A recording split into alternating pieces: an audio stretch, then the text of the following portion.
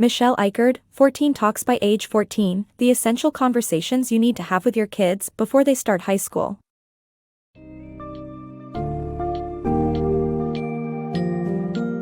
Embark on the enlightening journey to effectively communicate with your tween as they transition into adolescence with 14 Talks by Age 14 by Michelle Icard. In this book's summary, you'll find the key insights and valuable guidelines for fostering healthy communication and growth in your children as they carve out their own identities. Learn how to create a roadmap to independence, discuss financial responsibility, set ground rules for technology, and the power of feedback and impulsivity.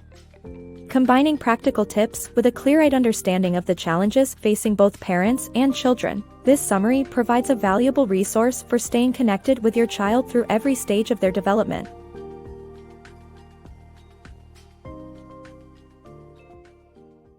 Mastering tween communication. Children and parents share a special language, but this communication bond changes as kids enter their tween years. During this time, it's crucial for parents to adapt and learn new ways to communicate so they can effectively support their child's growing autonomy, decision-making skills, and personal development. It's essential to remember that, although kids will make mistakes and face challenges, these experiences will shape their identity and healthier relationships in the future. Once a child enters their tween years, they embark on a journey toward independence, creating a situation where the once strong parent-child bond weakens. This is a frustrating stage, marked by silences and disconnecting communication patterns. It's easy for parents to fall into the trap of talking at their kids rather than engaging in meaningful conversations with them, but this can further strain the relationship. Instead, parents should understand that a tween's growing need for autonomy is healthy and necessary. It lays the foundation for a strong sense of self in adolescence, which ultimately contributes to healthier relationships later in life. Granting your tween increased independence, without completely letting them loose, is vital for their personal and emotional development. To maintain a strong connection and foster healthy growth, avoid the shut-it-down approach where parents focus solely on keeping their children out of trouble. Although well-intentioned, this strategy denies tweens the opportunity to learn from their mistakes. Faced with risks and new experiences, kids need room to make decisions, even if they're not perfect ones. This is how they learn to evaluate what works for them and what doesn't, making more informed decisions in the future. As a parent, your role during your tween's bid for independence is not to enforce an iron grip or wait helplessly on the sidelines but rather to provide guidance and support. Maintain open lines of communication, help your child evaluate their experiences, and encourage them to reflect on their choices. Remember, ensuring your tween's safety is about having the right conversations at the right time. By embracing and learning the new language of communication as your child grows into a tween, parents can play a significant role in their child's journey toward independence. Not only does this foster a lifelong meaningful relationship, but it also empowers tweens to form a strong sense of self and make better decisions as they continue growing up.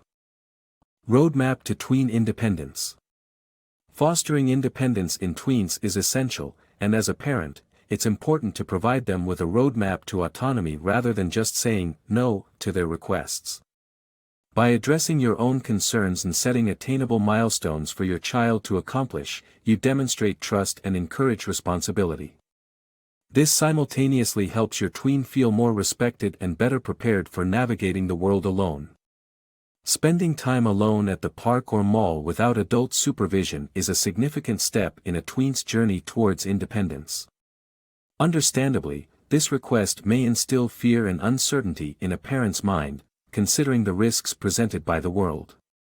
However, instead of responding with an absolute no, parents should strive to create a roadmap for their tween's independence. Creating this roadmap begins with acknowledging that, while your tween might not be equipped to venture out alone now, there will come a time when they are prepared. To ensure that they feel heard and respected, explain how they can attain the necessary skills for exploring the world solo.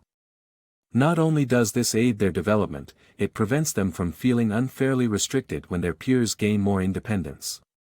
Similar to how actors use the yes and technique during improvisation to keep sketches alive, parents can adapt this approach when discussing their child's autonomy. This doesn't mean saying yes to every request, but rather maintaining an open conversation with your tween.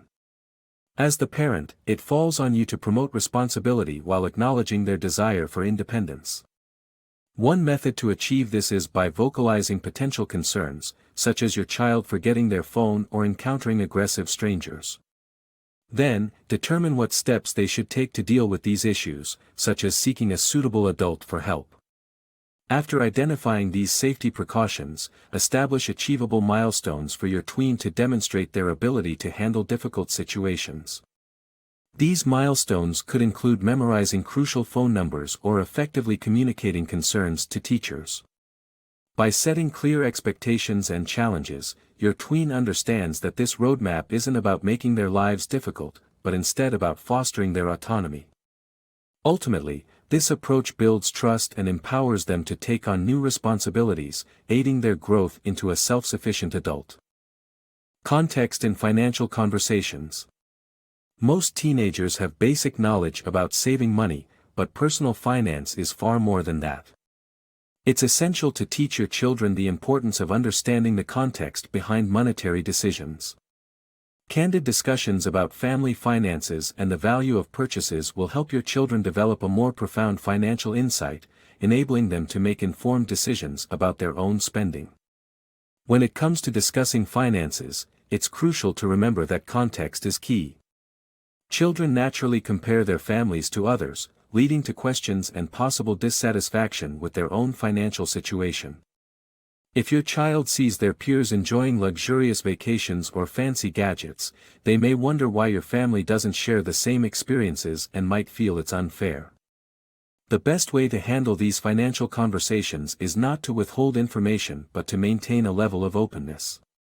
This doesn't mean fully disclosing every detail of your family's finances, but rather engaging in an honest dialogue that deals with general concepts. Avoiding complete transparency and opting instead for translucency can help foster healthy financial conversations with your children. One effective method for teaching your child about finances is to discuss the unseen aspects of money. Families may appear to be living lavish lifestyles, but their financial health may not be as secure as it seems. For example, some people could be carrying large amounts of credit card debt or not saving enough money for the future. This leads to the concept of value. Helping your child understand that value is not solely about the price tag but how a purchase fits within a larger budget is essential.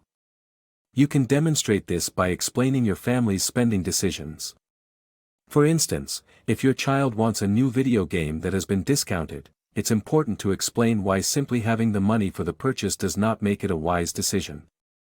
Instead, consider whether the game is something the family planned to buy and if the allocated budget covers it.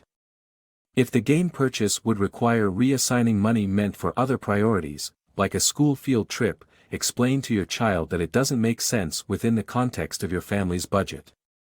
By engaging in open and honest conversations about personal finance with your child, you help them develop a holistic understanding of money management.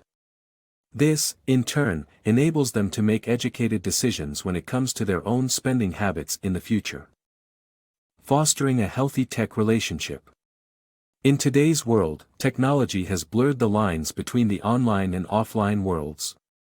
Encouraging healthier relationships with technology involves setting ground rules for the entire family. A family discussion can help create a suitable framework, and crafting personal statements will guide everyone's online interactions. Exploring the world has extended beyond malls and parks to the online sphere, where young people create their autonomous identities. This fast-moving world of technology often causes concern for parents, with news reports frequently focusing on the dangers of new apps and trends. However, technology is a tool, like scissors, with the potential to be used safely or dangerously. The crux of the matter lies in how your child engages with technology. To foster a healthier relationship with technology, take the time to establish ground rules for your kids. Both the online and offline worlds are increasingly interconnected, making it essential to apply the same rules in both domains. This concept should be the foundation of your conversation on technology. Initiate a family meeting to decide the ground rules governing how the household utilizes, enjoys, and relates to technology. This meeting will help create a framework for addressing smaller issues, such as app downloading permissions or reasons for putting a phone away. Approach this dialogue with an open mind. If the kids detect that it's merely a ploy to impose predefined rules, the conversation will falter. Additionally, the rules established during the discussion should apply to all family members. Begin the conversation with a few starter questions. For instance, how can technology be both useful and disruptive? How can we tell when it's negatively affecting us, and what activities can replace screen time? Establishing the ground rules sets a foundation for healthy technology habits within the family. After agreeing on the rules, encourage each family member, including yourself, to write a personal statement of 5 to 10 qualities they want others to perceive in them. For example, these attributes could be kind, funny, or fair. These statements will serve as a guide for online behavior. Before posting comments or engaging in online interactions, your kids can pause and reflect on whether their actions align with how they want others to view them. This simple exercise will help maintain a healthy relationship with technology and promote responsible online conduct. Nurturing growth through constructive criticism. Tweens undergo a constant barrage of criticism and judgment, from family, friends, and educators alike. However, as parents and mentors, it's crucial to ensure we provide feedback that facilitates growth rather than hinders development. Striking the right balance of constructive criticism, while emphasizing strengths, contributes to mental development and fosters confidence in our children. In the world of tweens, criticism is abundant. From scrutinizing their clothing and grades at home, to the judgments of their peers and evaluations from educators, it's hard to escape the commentary. While feedback is essential for learning and growth, not all criticism is equally beneficial. Some can hinder development, while others can foster growth. The secret lies in paying close attention to how we phrase our criticism. Conventional feedback, which focuses on pointing out flaws, can be detrimental to cognitive growth. A study by Harvard Business School, titled "Shopping for Confirmation," explains how the human brain reacts to criticism. The creation of new neurons and synapses occurs when an individual feels confident and competent, influencing one's performance on enjoyable tasks. However, this growth slows down when working on tasks where one feels inadequate. Therefore, keeping this in mind while providing feedback to tweens can significantly impact their development. When we focus on children's strengths, their brains work actively to build new neurons and connections. On the other hand, emphasizing mistakes triggers a shutdown of this mental growth. It's crucial, then, to strike a balance in our criticism, ensuring that it's constructive without being overly negative. To do this, focus on providing valuable critiques that address the behavior without attacking the child's character. For example, if a child interrupts your conversation, the appropriate feedback would be, "Please don't interrupt me when I'm talking on the phone." A harmful critique would be, "You're someone who doesn't let people finish their thoughts before interrupting." To enhance the positive influence, pair your feedback with your child's strengths. For instance, try saying, "You have lots of good ideas, but I'd like you to remember not to interrupt me when I'm talking with friends." Encourage them to write down their ideas in a notebook to share when the time is right, ensuring they don't feel overlooked or undervalued. By giving our children the right balance of constructive criticism, we can help them flourish in a world that may often seem overwhelming and judgmental. As parents and mentors, it's our responsibility to ensure our words foster growth and not stagnation in our young ones. The upside of impulsivity. Impulsivity in tweens may seem frustrating, but it is vital for cognitive growth. By experiencing new situations, their prefrontal cortex develops, promoting problem-solving and critical thinking skills. Parents can support this growth by guiding them through various experiences, while also ensuring their safety. Picture this: your tween child pours a whole bottle of costly oil into a bath or invites throngs of friends for a surprise birthday party without your consent. As frustrating as these incidents can be, impulsivity in tweens is crucial for their cognitive development. It paves the way for growth in the prefrontal cortex, the brain area responsible for risk analysis, problem solving, and critical thinking. But what exactly does impulsivity entail? It's not the recklessness you might assume, but a different type of decision-making process. Impulsive decisions focus on the present moment and are primarily driven by seeking new experiences. As the brain collects new data, it creates connections, leading to further cognitive growth. This search for new stimuli, called sensation seeking, is vital for your child's development. As your child gains diverse experiences, they learn more about the world and how to navigate it. Though making impulsive decisions can lead to temporary setbacks, it ultimately contributes to developing a robust capacity for rational thinking. The challenge for parents lies in supporting sensation seeking while shielding children from risky impulsive decisions. To strike this balance, it's essential to understand the difference between two types of impulsive behavior. First, there are situations that pose immediate threats to health or life, such as playing with fireworks. In these cases, parents should step in with firm authority to stop the dangerous behavior. On the other hand, more innocuous episodes, like orchestrating an impromptu party, warrant a gentler approach. In those less serious situations, put yourself in your child's shoes and ponder how your parents would have reacted. Consider whether that reaction would be effective or counterproductive. Then, guide your child through the consequences of their actions, helping them learn and grow from the experience. Remember, emphasizing open communication and advising on possible improvements for next time can go a long way in nurturing their rational thought process. Embracing the impulsivity of tweens might not be easy, but understanding its role in their cognitive growth can make the journey smoother. Encourage your child's sensation-seeking behavior with an empathetic approach, while also keeping them safe from harm. By doing so, you create an environment where they can flourish, ultimately developing into more rational and grounded individuals. Consent, beyond intimacy. Discussing consent in non-sexual contexts, such as setting boundaries and respecting personal property, lays a strong foundation for tweens even before sex education. This early introduction helps them develop safer behaviors and makes future conversations about intimacy much easier. In the early 1990s, some American arts schools introduced policies regarding sex and consent, requiring verbal permission before engaging in intimate acts. Although initially viewed as impractical and unromantic, consent now stands as a vital topic in sexual education.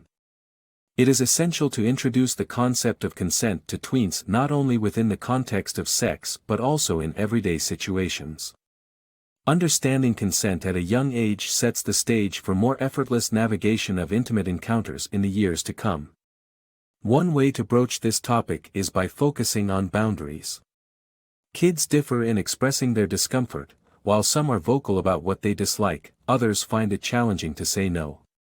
In many cases, tweens resort to conflict avoidance and white lies to escape uncomfortable situations. For instance, when pressured to participate in an activity, they might make up excuses like attending an imaginary funeral.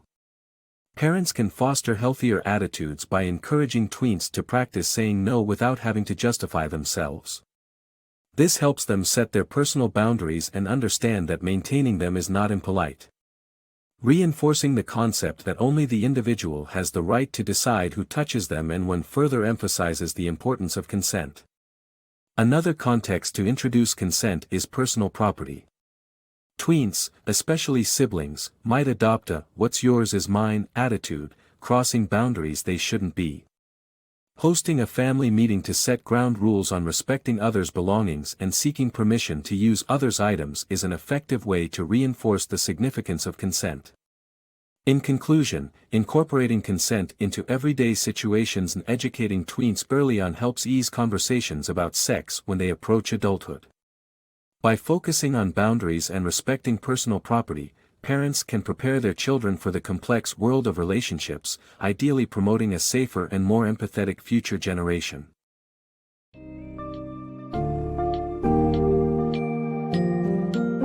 Navigating the turbulent waters of communication. with your tween can be made much more manageable by considering the crucial points laid out in our summary of 14 Talks by age 14. Developing a shared language will enable healthy communication with your child, while also allowing them the autonomy they crave.